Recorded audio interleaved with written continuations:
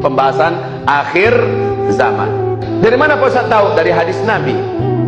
Apa yang saya sampaikan 2016 terjadi di 2017. Apa yang saya sampaikan 2017 terjadi 2018, 2019. Saya tidak mengatakan secara spesifik. Saya hanya menyampaikan hadis Nabi begini, hadis Nabi begini, maka akan terjadi. Wahai Bapak Ibu, sekarang salah satu anjuran saya, kalau Bapak Ibu mau mendengar dan menerima, bagus, alhamdulillah. Salah satu anjuran saya, di samping perkuatlah iman, perbanyaklah amal soleh, anjuran saya yang paling dekat dan cepat dan Bapak bisa lakukan, Ibu bisa langsung bisa lakukan adalah segera uangkan, segera emaskan uang Bapak. Itu saran saya.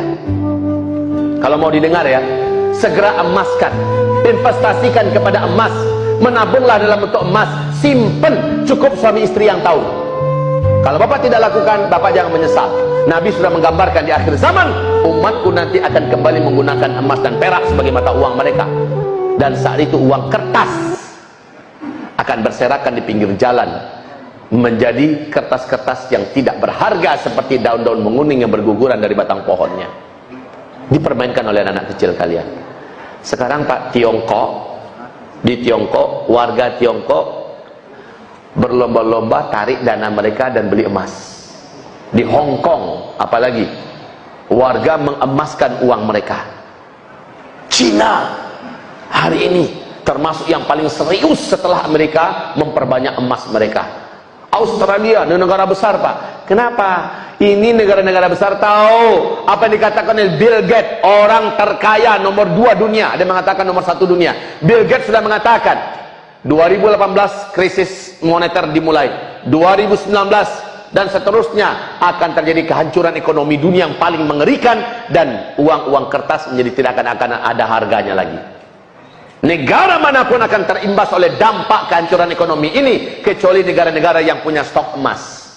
Dan Nabi dulu sudah menggambarkan. Jadi ini saran saya yang terdekat. Kalau Bapak mau dengar, alhamdulillah. Ada ruginya nggak seruan saya ini? Toh juga sesuai dan sejalan dengan hasil ijtima ulama keempat. Nomor 6, poin ke-6 adalah ulama menyuruhkan agar umat segeralah investasikan hartanya menjadi emas. Ini untuk keselamatan umat Nabi Muhammad di akhir zaman. Apa yang saya katakan ini pasti akan terjadi, karena ini adalah hadis Rasulullah SAW. Kapan-kapan Bapak perlu uang, kan masih bisa dijual lagi sedikit lagi, ya kan? Dan emas akan cenderung terus naik.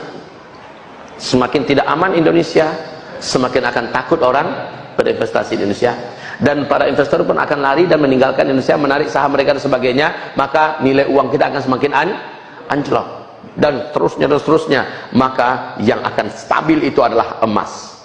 Wahai Bapak Ibu, harga satu ekor domba yang sehat dan gemuk di zaman Nabi 1 dinar.